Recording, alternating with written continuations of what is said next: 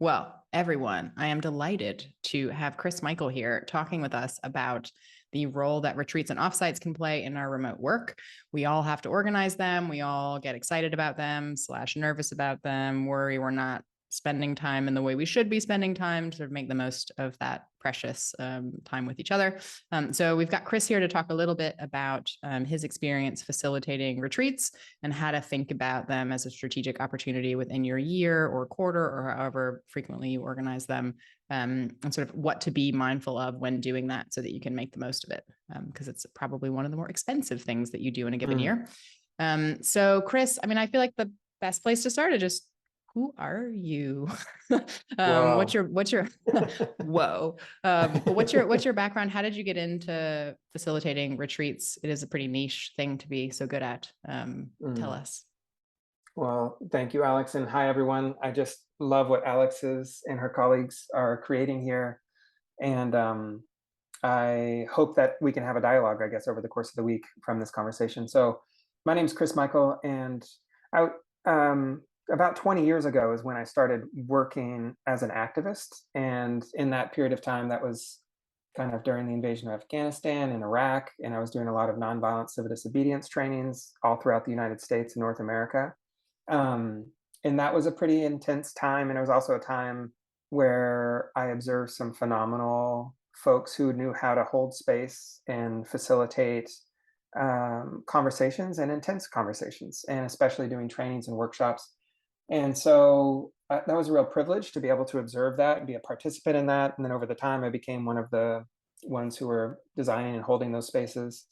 And over the course of my career, I got an opportunity to enter in human rights organizations, international organizations, and as a campaigner, as an advocate, and then I was doing a lot of training and workshops in different ways. Especially before I started Collaborations for Change, I was the head of training and partnerships at Witness, which is a really beautiful, powerful, and creative organization that focuses on how to use multimedia, especially video, for documenting human rights abuses and using video and multimedia as a storytelling tool for change. And so in that process, I was traveling and working with groups all over the world that were using that tool and technology.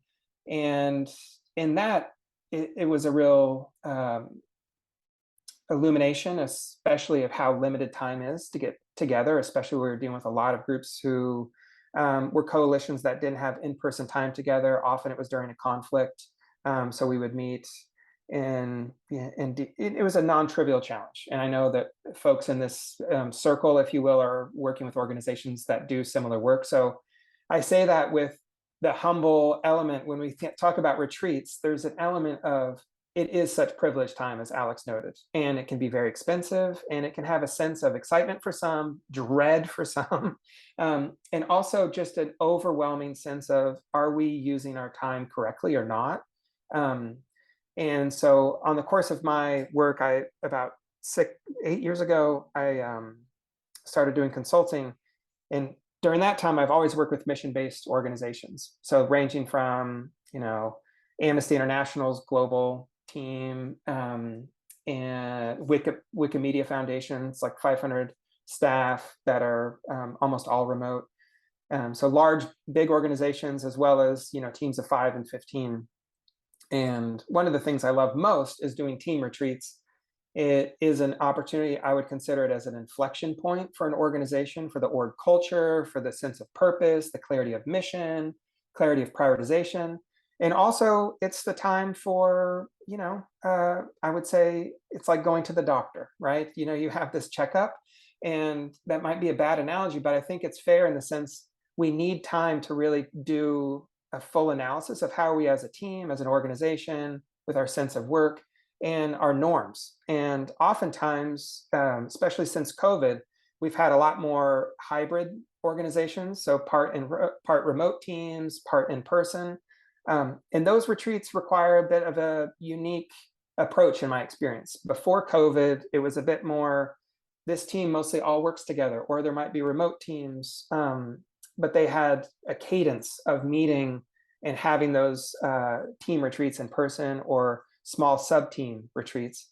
since COVID, last couple of years, I think that a lot of organizations are growing or strengthening new muscle as it comes, and there's some pain points there. So one of my passions is to work with teams and try to support those whom are in that team of how to navigate retreats and make the most of that opportunity to come out from that experience stronger, more cohesive, and have fun. Because as we know, working remote, it can feel very isolating, whether it's by choice or forced. And coming together, it really requires I would say, a lot more preparation than historically we've done with team retreats. So that's a little bit about me, and I appreciate the question, Alex. And then the other thing I would say is I have, been working remote myself for over 10 years. And I think that gives me a little bit of empathy and increased compassion for folks who are starting that journey, and also for folks who have done it for a long time and might prefer being remote. So we all have colleagues who actually, getting on a plane to meet each other in person might not be their favorite thing. So there's something nice about that. And I'll pass it back to you, Alex. Otherwise, I'm going to start talking about my new record player, which I'm very excited, everyone. I feel like people would be supportive of that. I think that the COVID split is interesting because I think a lot about how basically teams that worked in some way remotely before COVID could come up for air in those in-person retreats. And I feel like they didn't have gills. So COVID kind of dunked us all in water. And then we realized actually we can't breathe underwater. We have to sort of come back up. And I think there's been a transition where people are realizing they need to invest in growing gills and being able to actually work for much longer periods of time than they were used to before remotely. And that's a real sort of change process and can be painful and feel like it's not pleasant. So I think that split is interesting, sort of that forced remote versus remote with intention, and sort of integrating strategies that make sense based on the setup you're aiming for. I mean, I'm wondering on that sort of cadence point, do you want to talk a little bit about how often teams you work with connect in person, or sort of what's the cadence that you normally see or would recommend if you're working primarily remotely? Yeah. I mean, obviously, budget is a major factor, and how global the team is and the challenges. I think one of the things that I've observed over the years that seems to work well for a lot of groups is where you have sub teams that meet at least once or twice a year, meaning a programmatic team that has, is working on dedicated projects together, programs together. So those sub teams meet, and then the larger all organization at least once a year. Doing more than once a year is, for most groups, seems pretty prohibitive. Going beyond that, it can be kind of challenging. There could be a lot of new staff. There's depending upon the size of the organization, and so keeping that connective kind of tissue with the organization and with the team can be tricky. But one of the things that I've observed is teams that have the opportunity, if you can't do an in-person retreat, you do a remote retreat, and try to embody that same intentionality where you block off your calendars, you have dedicated time. Obviously, it's difficult to do a full 8-hour type day, but having 4-hour chunks of time dealing with time zone differences and challenges there is a way to create an inclusive opportunity to make sure we're talking more about org health and culture, not just in an all hands meeting, which frankly rarely gets accomplished well in a 45, 60-minute conversation. So yeah, I think if a team, program teams can meet or working teams can meet at least once a year and an all team retreat, that seems to be kind of the norm for those who are allocating that budget line item and are able to do so. But if not, the creative solution certainly is getting into more of a regular cadence to have intentional org culture process conversations quarterly at the very least. And yeah. Yeah. I think of that as meta work. So metacognition and how we think about thinking, meta work being how we work on our work, how to get things done. That's super interesting. I think the remote retreat is a good reminder in terms of just the intentionality of blocking time off to have conversations that just naturally won't organically emerge in your day to day, and you have to actually make time for them. And if you go too long without that, it can be painful. Yeah. Are there other sort of heuristics or sort of ways that you think about what is a healthy way of approaching the role that retreats play? Oh, so many. I mean, that's a great question and a big one. I think one of the elements is when retreats come up, they often can be seen as like a cure all, right? So our tough conversations, we're going to have that at the retreat. We'll save that for the retreat. We shouldn't talk about that. We'll talk about the retreat. Obviously, that is a convenient way to not address conversations or challenges or opportunities that need to be. So one of the main elements is having an ongoing log of what are the conversations that we've identified that we do want to give space for in person, where in person will really serve our team as best possible. And being transparent with that, not keeping it just with the leadership team or management team, but with an all team awareness of here's our bike rack or parking lot of what we've identified are things that we, topics or considerations that we want to really engage with in an all team retreat. That's rarely done, sadly. And I think that's a key thing to be clear with the team of kind of, that's really great for the retreat. Let's do that. Another element is how do we bake in some of those conversations in our regular monthly cadence for all team conversations. And one thing I've learned about that is when you build that experience and that normalization of having those conversations as a remote organization, even when sometimes you ask everyone to be remote, like to kind of normalize the experience for all staff, you start to understand how you're going to carry some of the insights from your remote conversations into the in-person. So it's like a data gathering opportunity that you can use to build cohesion and clarity of purpose, and then build upon that at the retreat.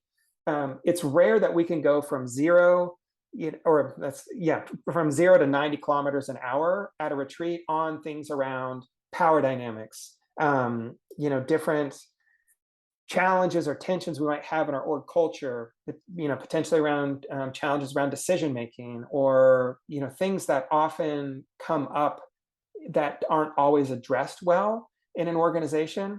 And so we tend to create this incubation period at retreats, and the valve just comes off. Everyone gets a chance to vent, gets a chance to express themselves, and that can be cathartic, but it's not always productive.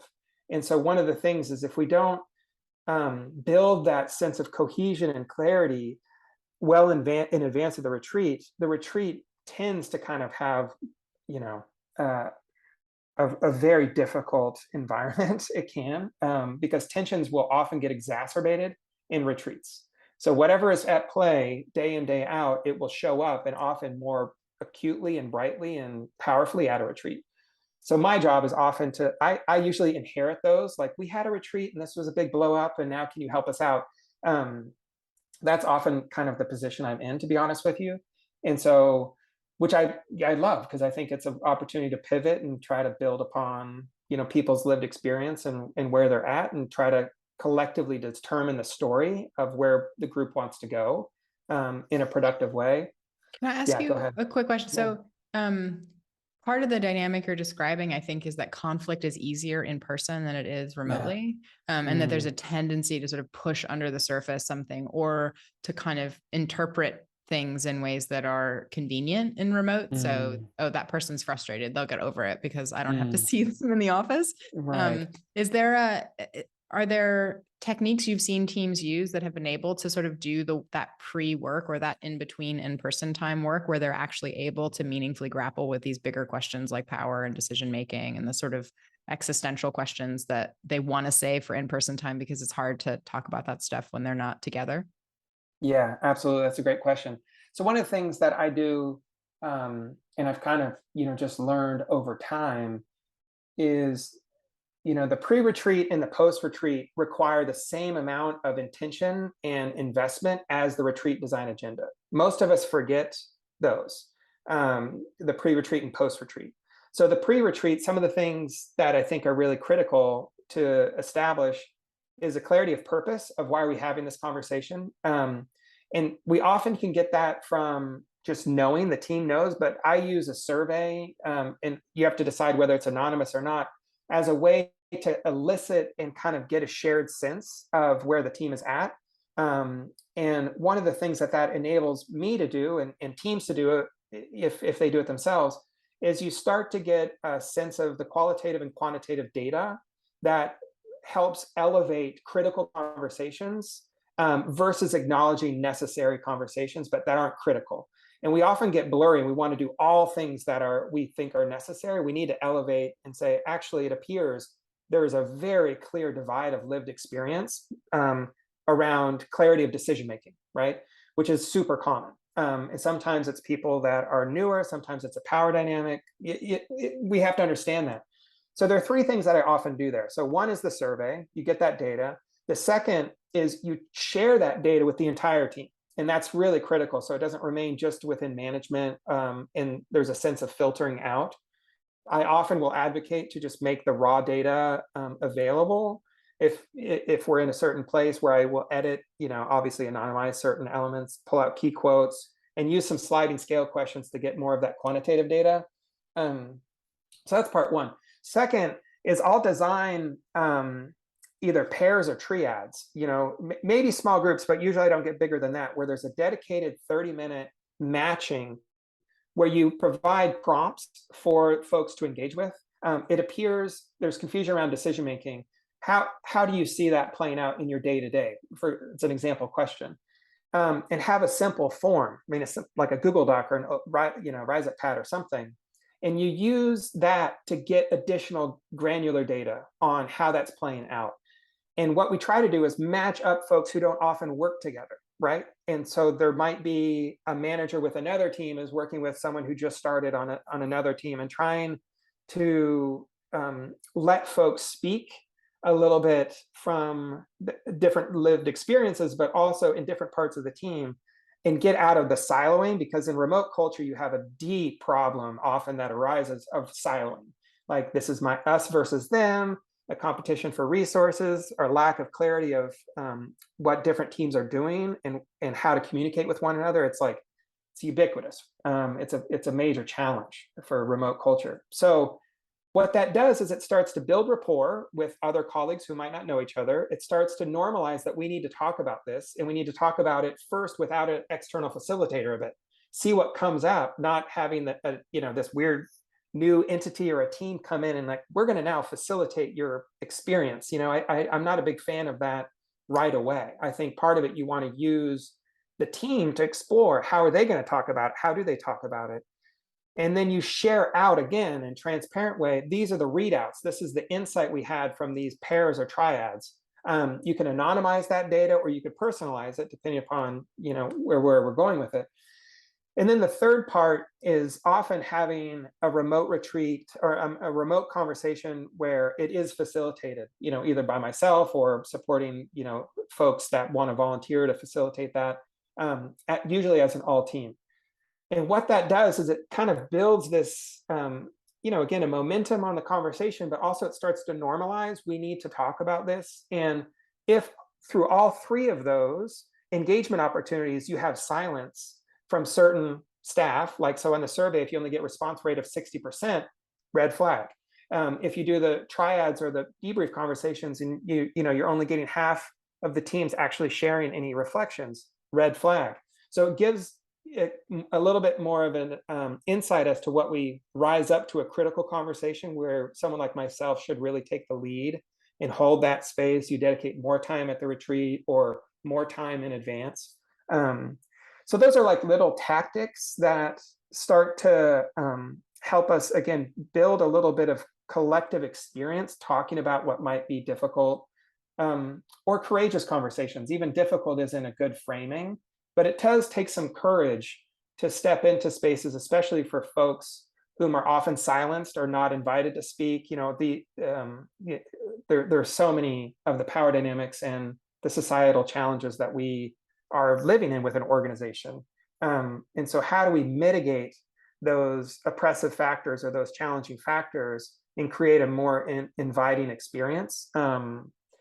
So it's in each situation, the last thing I'll say on this, each situation is unique, but one of the things that's very important to normalize, every organization has these needs, every single one, from the most well-funded, hundreds of millions of dollars a year organizations or entities to 5,000, or community-based organizations with no line budget, but just volunteer.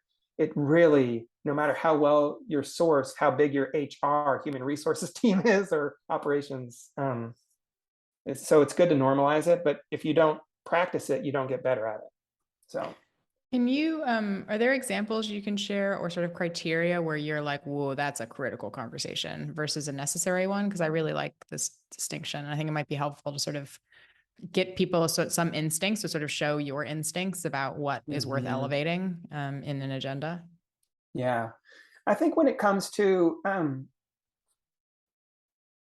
maybe there are three kind of common um, categories that seem to come up. First off is well-being, so individual or so personal well-being or team well-being. When I see things on the survey where it's I feel heard and listened to, it's a sliding scale question that I have, and if people are answering one or two, like that never happens to me. And I see similarities of what team they're part of, or maybe identity related commonalities, language skill, or not skills, but language familiarity. There's some analysis that can be done that raises those red flags. And so when it comes to well-being, so I feel heard, I feel welcomed, I feel included, I feel trusted, I feel respected, things of that nature. Also on burnout with regards to asking questions about the cadence of the work and whether or not it's at a sustainable pace. So that's one. Second, when you think of an organization, in my experience, almost everyone at at an organization can go somewhere else and make more money, right? So everyone is choosing because they believe in the mission, they believe in the work, they're investing their personhood, their skills in this mission.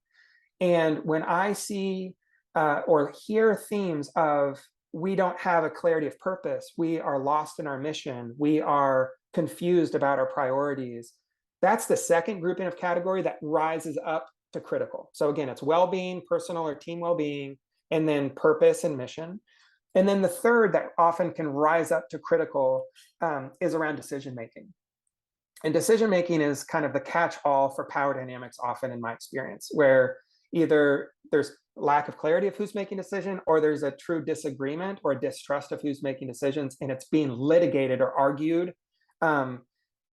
And that often just can benefit from external help, someone like myself, to kind of acknowledge that, often with a management team or leadership team, and help folks empower, stress test their assumptions of how they understand they might be communicating with the team, how they might be transparent about decision making, how they might be making decisions. Those are three quick ones that come to my mind that seem pretty common, that go to that critical state. And obviously it's not necessarily the numbers game, so I'm not looking for the majority of people to feel not heard. It's like if one or two people are having that experience, I want to or just one person, I want to understand that. And if we find themes, same, so across.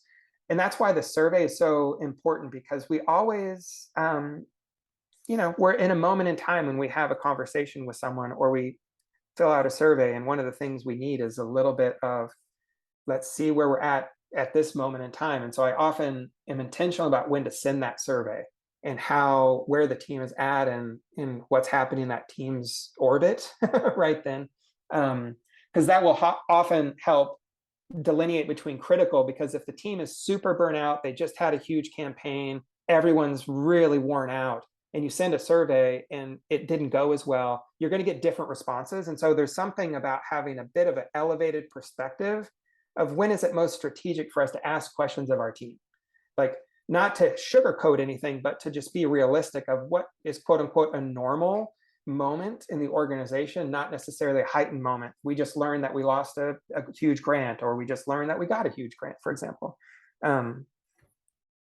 Yeah. That's super interesting. I mean, that tracks. And I think decision making has come up again and again in conversations we have with folks too. And I think it's the sort of lurking things that are easy to let go undiscussed. And I think those are probably direct corollaries to then what becomes critical to actually address directly. And I think from a process standpoint, that makes a ton of sense. And I think there's also something about like in the run up to a retreat, how certain people will have time and inclination to more intensely participate, and like Right. creating like gates to recognize those people that want to play that role, and not just from a sort of it's in their job description or they have a bunch of power and you want them to demonstrate their leadership in person. But like there's random people on the team that can be really interested in this type of thing, and finding those leaders, I think, can be really helpful both for having a good retreat, but also sort of getting that scaffolding of people that want to do the work in between retreats that you need to do in a remote space, because it usually is really decentralized forms of leadership and communication that makes remote teams work well. It very rarely tracks on to some like very structured hierarchy, like it can in office environments, I think. That's super Absolutely. Are there other, I mean, you've mentioned a few, like the fact that people can get overwhelmed by how many necessary conversations they try and have, and then that ends up crowding out actually having breakthroughs on the critical conversations. Are there other sort of dynamics or common traps you see people fall into when they design their in-person time? Oh, yeah. You know, one of the things that I will often get, for example, is someone, an organization will be like, we've just come to the realization we want an external facilitator, and we have an agenda, we have everything lined up, we know what we want to talk about, and I'll say, okay, great, happy to look at that, and you look at the agenda, and it just makes my brain just like explode, right? I'm just like, in what world are 40 people going to be able to be able to participate in these sessions, and deal with flights, and just the logistics of it, and oh yeah, you have no downtime, every dinner is everyone must participate, every meal is a working meal, like these kind of, so there's that, and then the other common challenge I see is where, similar to what you're just picking up, what you were noting, where only certain members of the management team or leadership team were actually involved in designing the experience or the agenda. There wasn't any input, data gathering. So yeah, there's a lot. I was on this run, Alex, and so that's kind of when I get free time, and so anyway, it was just such a fun thing to talk about these. And so anyway, I just thought, gosh, I wonder what are the 5 things I would just encourage anyone to look out for. So may I share those? Because I feel like, Yeah. here's, Carry on. yeah, thank you. So it's like, what do we keep seeing? Because I often get most insight when I inherit either a retreat gone bad, the blowback of that, or an organization trying, just not at capacity to be able to like do the retreat, and they decide they might want someone else. Of course, the dream scenario is getting, 6 months in advance, we're going to do a retreat. Can we talk about it? That's like, I tend to work with those groups again and again, which is great. So, okay. And I wrote these down, so I'm going to just share a few. So first, these are like 5 cautions that came to my mind. The first is we all have to remember that we are a remote team. And you can't save everything for the retreat, which we talked about, but we're a remote team, meaning we need to have our norms and practice those at the retreat. So how do we, if you don't have shared agreements, for example, I'll come to that in a minute, but I guess main point is just because you're in real life does not mean that it's different. Like it is, but it actually, how you take notes, how you share roles and responsibilities, how you engage in that, what we can often have is a 2 lived experience. So when we're in person, certain folks step up or they're engaged in a different way. And when we're remote, it's different. And so we need to have that hybrid approach in real life as well. And also that makes life a lot easier in terms of documentation, clarity of next steps, clarity of, bike rack conversations. So that's a gift. The second thing we've kind of talked about that often folks forget about is the power dynamics and org culture tensions will be heightened for sure. And so if you don't acknowledge that proactively, it will be that much more difficult to have productive and empowering retreat. The third thing that I would like, the caution, is the do no harm approach. And so what we tend to do is we assume that we're going to be able to cover everything and everyone's going to feel included. And that is absolutely not going to happen unless you have a real focus to that. And so what I try to think about with each session and the cadence of the day and how we arrive and how we exit, the retreat is what's the health and well-being for each person and the organization. How are we accounting for the breadth of everyone's lived experience, right? So how are we looking at folks' preferences of how to communicate in the remote culture, what we know of people's lived experience? When we bring them together, it's going to be heightened. So how do we prepare for that? How do we have a more graceful entry and more empowering exit to the retreat? And if we don't think about time zone differences, which languages we're speaking, and what does that say about our retreat, and how are we being inclusive of those whom are not speaking that first, that's not their first language. Are we mindful of that? And the pace that we have. So we have this sense of, well, if it's the right pace for me, it's probably not the right pace for someone else. If and so how do we account for that? All three chapters. Really quickly. I think this is like such a key point. And I think there's a presumption that there is a way of working that works for everyone at the same time. And that is just not possible. And I think when you recognize that at different points in time, it's advantaging different people, you start being mindful of the inequity of different structures, and then just trying to make sure that no one is consistently kind of getting the short end of the stick in terms of how you're organizing. Because I think that's just such a key point, particularly in remote spaces where everyone is essentially, I think, kind of like assuming that the way they work is the way everyone wants to work. And so they try and project that into organizational structures. And that doesn't actually work because everyone has incredibly strong opinions about how they work. And it's different. It's different. Totally. And different teams have different cultures, right? So especially in remote, it gets even more, we talked siloing earlier, it gets a little bit more refined with teams. So when there isn't an org-wide norm or kind of agreement on how we communicate, how we ask of things of each other, how do we comment on documents like Google Docs, how do we interact on Slack? These are the places where we see certain things come out.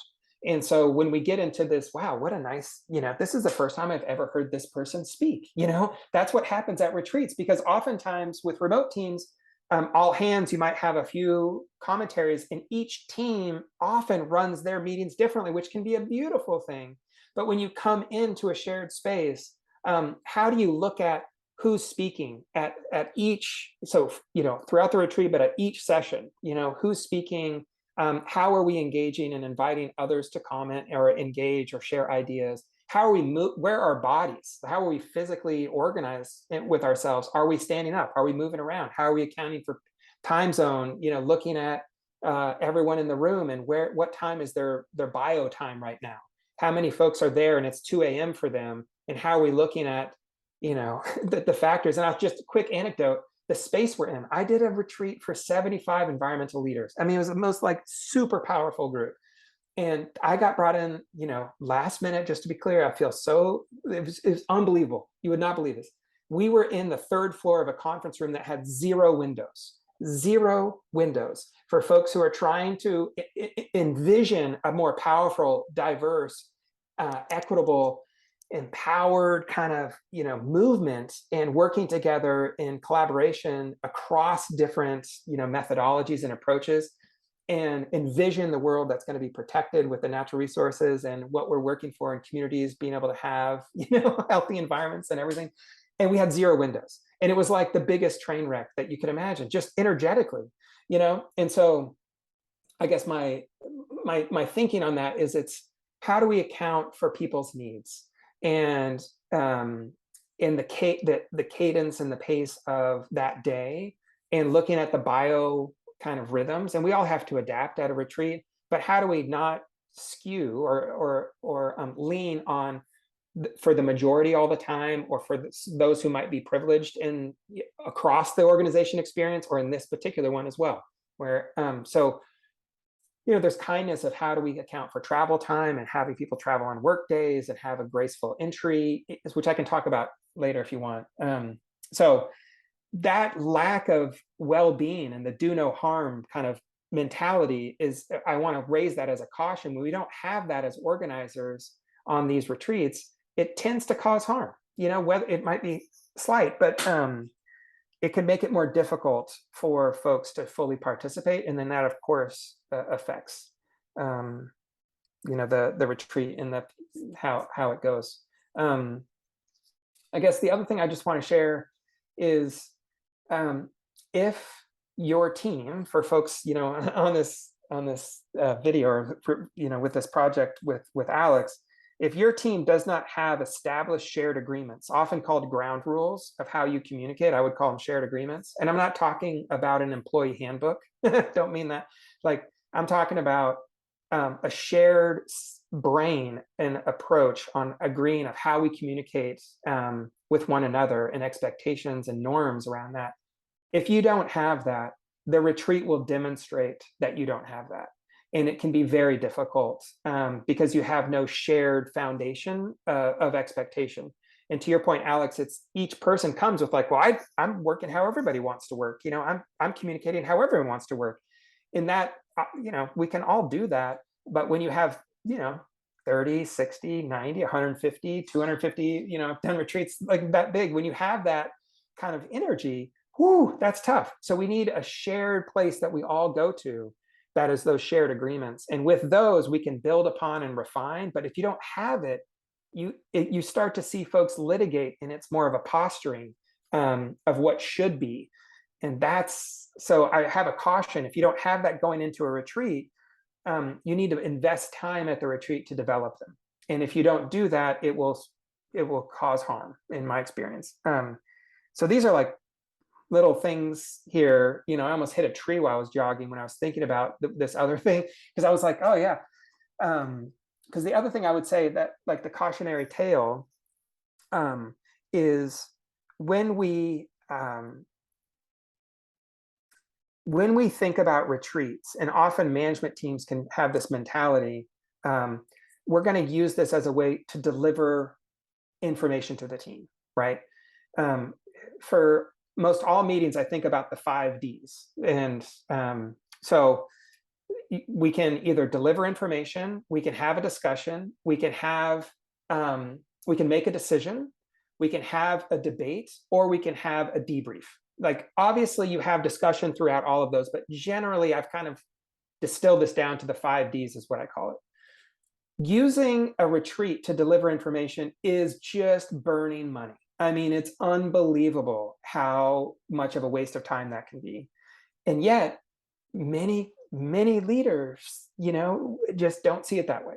And that's one of my biggest learning curve moments in my work, is trying to help shift mentality of, you have to deliver that information in advance, and then identify what you might want to discuss, or if there's a new decision based upon that, or you want to have a debate. We have to pivot out of using retreats as a delivery of information kind of down or out from certain stakeholders or folks in power often.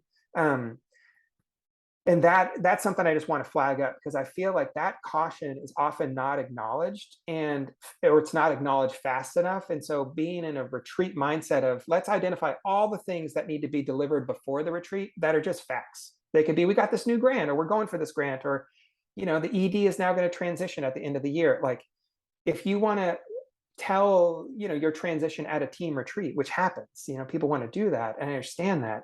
That's a really emotional roller coaster you just started for people. Or it doesn't have to be the ED. It's like, we're going to phase out this program. We're going to phase out, this area, this country specific work we're doing. Those kind of deliveries are often a waste of time, and they do more harm than actually if you proactively wrote it out so everyone had a chance to read it and people could process it. You had a conversation, or even a Slack thread on it, to get data of what you want to discuss, or how you want to use the time at retreat to build on that. I think those are the 5 main ones that I had. That's on great. The cautions. Yeah, I really like your caution flag as well. Yeah. I think there's it's interesting too, when someone's delivering that kind of information, who is getting the catharsis. Because I think Oh, for right. teams that are remote most of the time, they're used to processing intense things with their family and friends and by themselves and not in person with their team. And I think that's actually one of the benefits of remote work, is that we do that processing time in our own space. And I think actually getting everyone together to then share something that's intense feels quite cruel. Yeah. And I feel like I really like the 5 Ds that you described. And I think deliver information is the only one that doesn't require engagement. And I guess you get more engaged the more you go like across those Ds. And it feels like you're advocating that in-person time should be spent maximizing engagement and sort of figuring out. I love the graceful entry and empowered exit. And that feels really like the important part of that is the engagement piece, and then figuring out how do you build on that and actually like come out with more power than when you came in. Yeah, and this is such a good point on the catharsis. It's like, and that's a great question that I ask folks. And this is a good question for us all. Who benefits from this session? You know, like how do we understand? And the 3 things I always ask, which I think it's just good practice. What will we, both as individuals and as a team, know after the session that we wouldn't have known before? What will we do differently, either more of or less of, because of this session? And how will we feel as individuals and as a team? That's a critical trifecta, like a 3 questions to ask across every session. And when we're confused about that, that can be great, but then it begs, well, why is this now? And sometimes it's just, you want a session in there that's unclear, right? It's like, we don't really know. Like, we know that there's going to be some good ideas. That can be beautiful, but it needs to be framed. This is just a discussion. We're not here to make a decision. We just want to ideate. We want to be creative, because what often happens is folks can start advocating or litigating, or that energy changes when we think it's a decision that's going to be made in this conversation, but it's actually just a discussion. And so I think that also has this layer of complexity that leaves us, you might have a graceful entry, but it's totally disempowering, because it feels like I just made my best points, but they just landed flat. And instead of, I made my best points and I'm curious how they're going to be integrated into the next conversation or the decision that's going to be made. Just I think the can be brutal. discussion versus decision is really critical. And I think if you notice that people presume that decisions will be made when you've laid out a discussion session, I oftentimes see that means that decisions happen at random times in your organization. So people are like, if I don't make my case right now, I'm going to turn my back for like a second, and then they're going to make a choice about this, and I'm not going to get to say my piece. And I think if that happens a lot, that there's probably something there about either gaslighting about when decisions get made, or there's not intentionality in how you're making decisions and when and who's involved and that kind of thing. So sort of saying, if you go in saying, we're just having a conversation, and everyone turns into like a lawyer advocating their position, you might have some deeper problems to work on. Caution flag. Caution flag. Yeah. I'm sensing something here. Can we just, no, that's such a good point. And what's your take on that in terms of, may I ask you a question on this? Yeah, totally. Because I mean, so when you think about the kind of empowering exit, what are things that come to your mind from your experience that have been most helped with that? I think usually people interpret empowering exit differently based on what they like and how they think. And I think some people are looking for an emotional like close. They really need to like land the plane. They need to feel like the thing is over. They can now return to regularly scheduled programming. There's like they need that, and they don't get that. They're like, they itch for days, wishing they had that.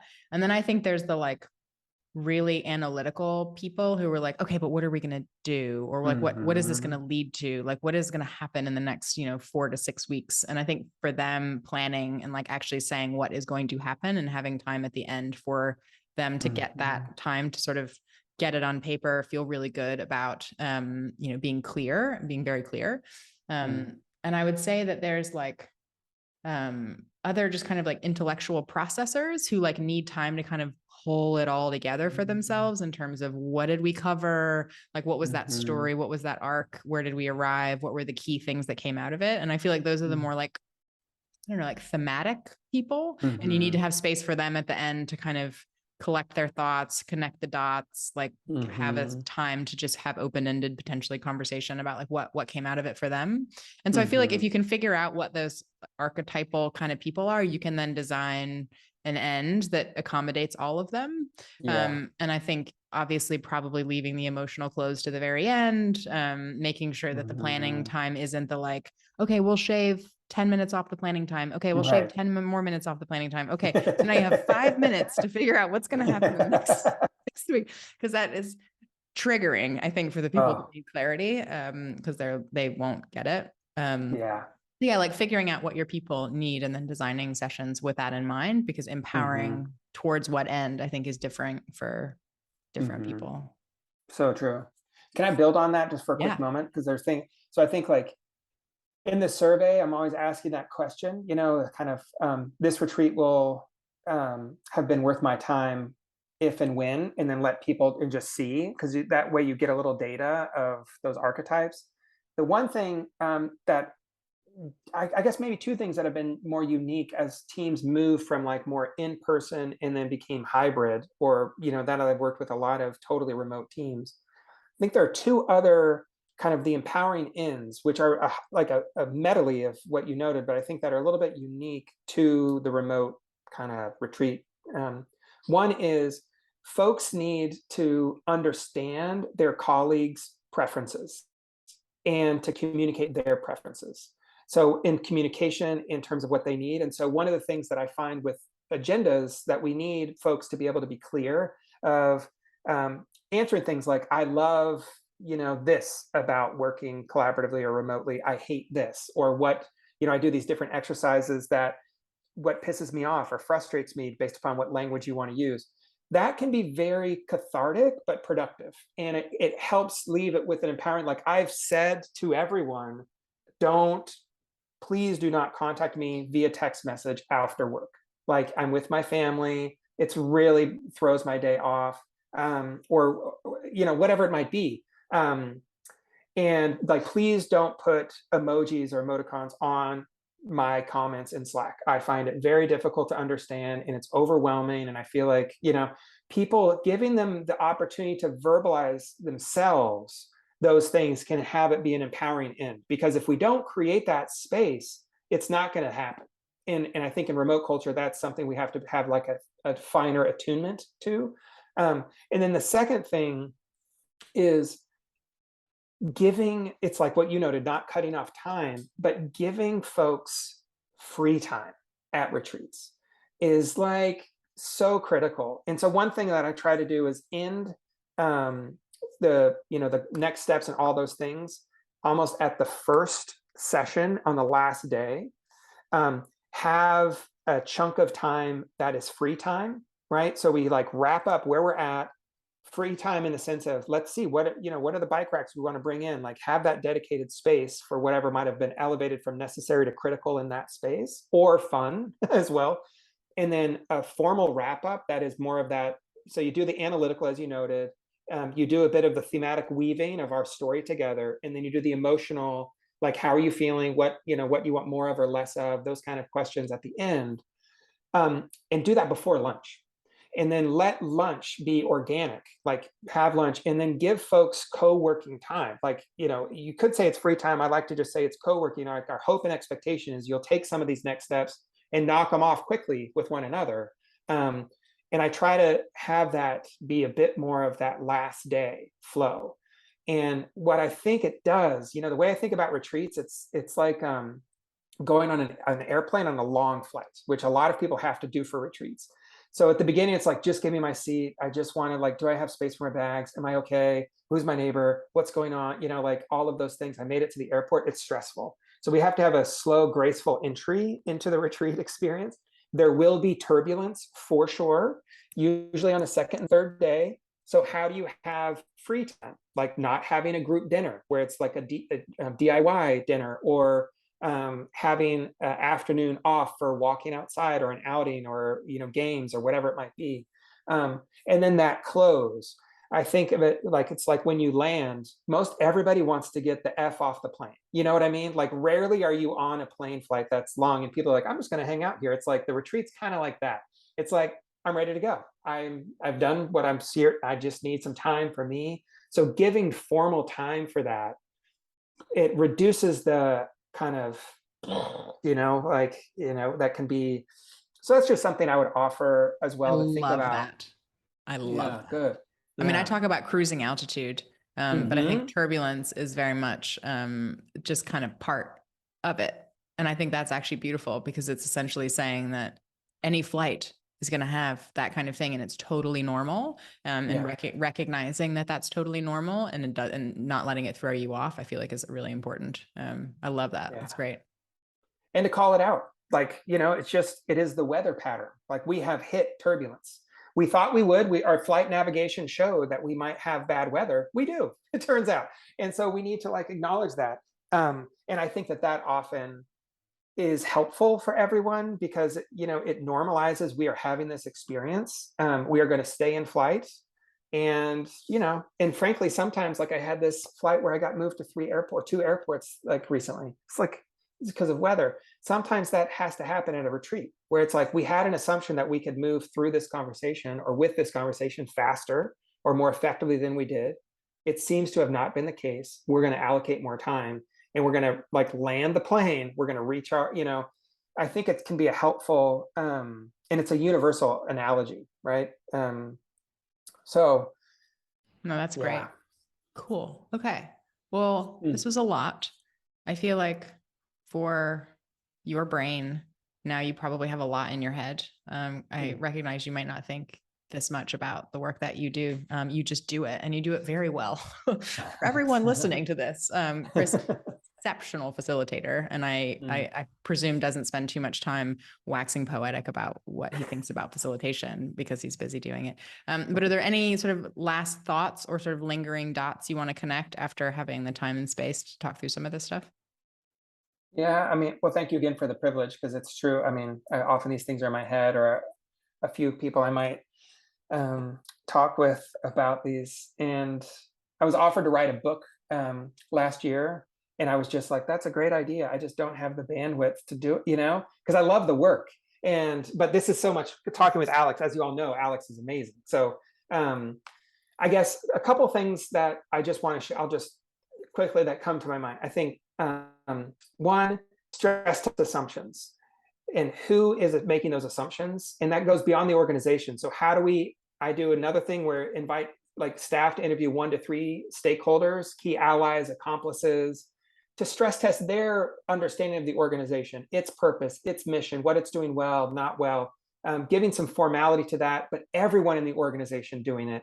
It builds that sense of we're larger than just us, and obviously talking with people whom we partner with and work with, I think is really critical.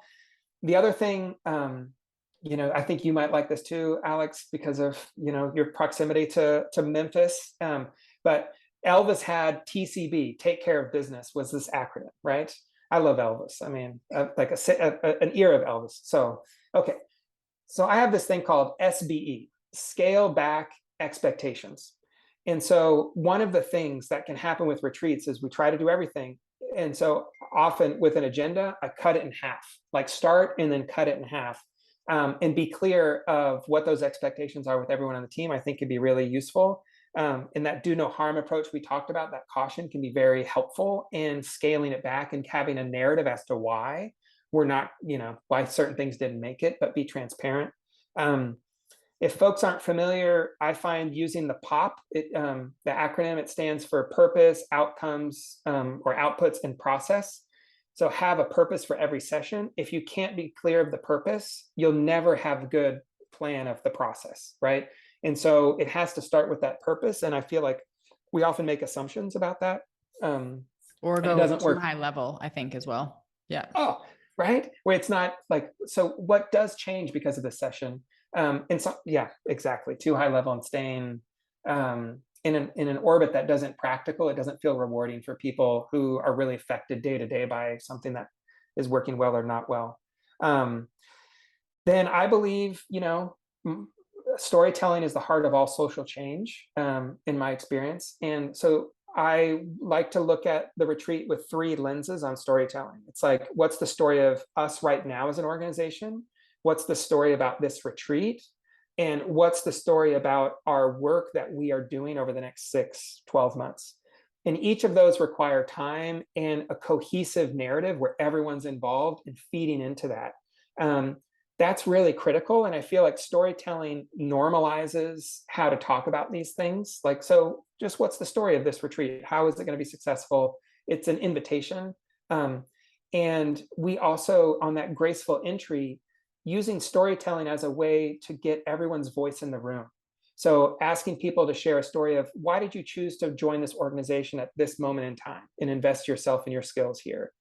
What's one story where you felt like your work was feeding into the mission and helping advance the work? What's one story where you felt like we as a team lost sight of what was important, or we made a tough decision, but it was the right decision? So having storytelling prompts, especially early on the first day, to get people starting to get comfortable with sharing openly and honestly with some vulnerability in a non-threatening way, and connect with each other. Because in a remote, unless you have done a really great job building remote culture, which I know someone is speaking on,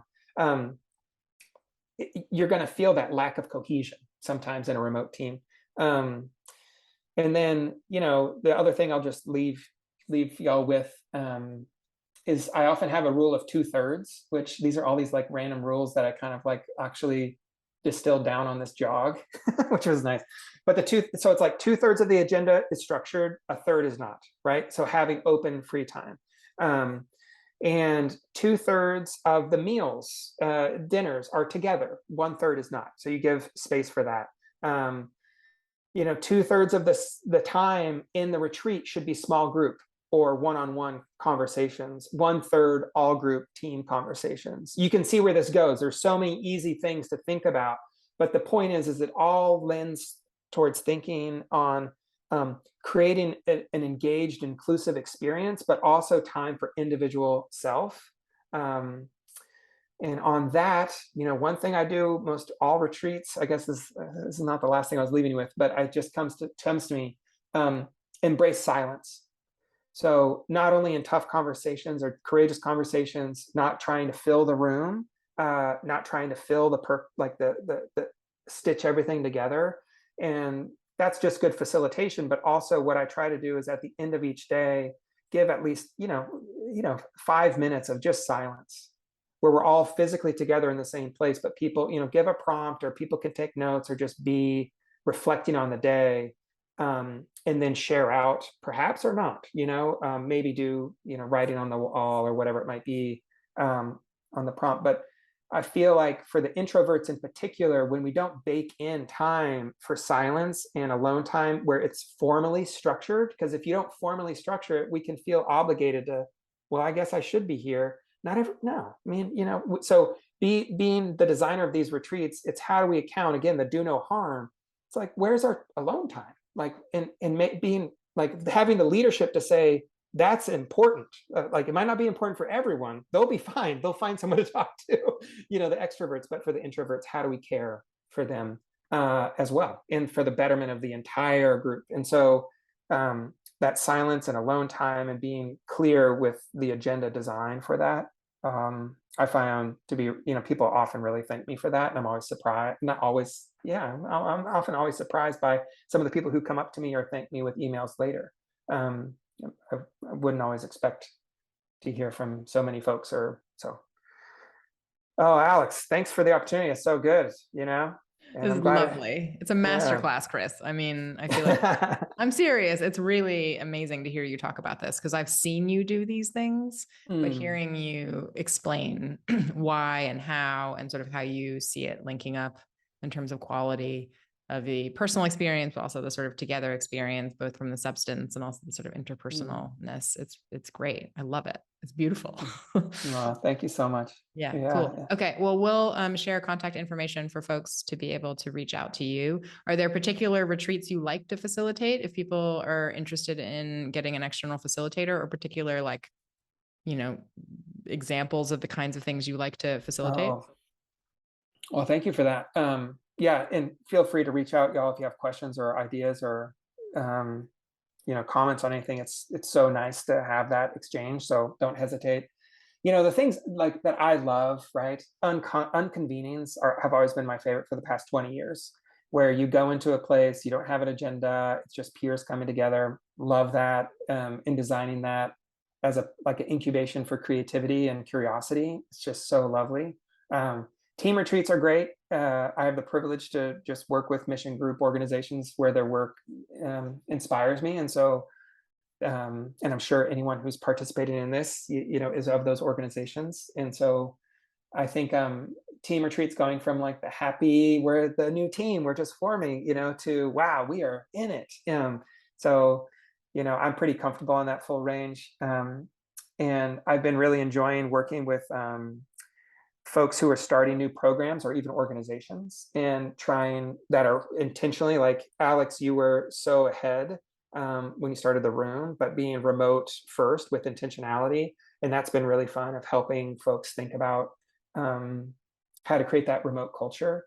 And yeah, and I also love supporting organizations that are deep in it. The moment of reckoning that we are in and should and could and need to be in is a really important place for us societally and just culturally. And I think the organizations that are leading those conversations and leading that with like courageous and conversation intentionality to reform and improve and include and have more of that holistic, truly just and intentional path forward it's a real privilege to be part of that journey. So I like it all. You know what I mean? It's just what a gift to be at this moment. And I had enough shitty meetings. I had enough bad meetings. Do you know what I mean? It's kind of why I do this work. It's really trying to make sure that our time is precious, our energy is precious, and our work is precious. And everyone who's participating in this critical moment of advancing social environmental justice should not be dealing with how to communicate with Slack. You know what I mean? Like, we should be able to do our work. And I feel like 100%. it's just, that's kind of, I feel like my purpose is really aligned with mitigating the mundane and mitigating the mundane. There's a bumper sticker. Love it. Yeah. So awesome. Amazing. Well, thanks, Alix. Cool. Okay. If anything else comes up, let me know. Yeah, amazing. Okay, well, I'm gonna hit stop on the record. So bye. Okay, good. Da, da, da, da. Bye-bye.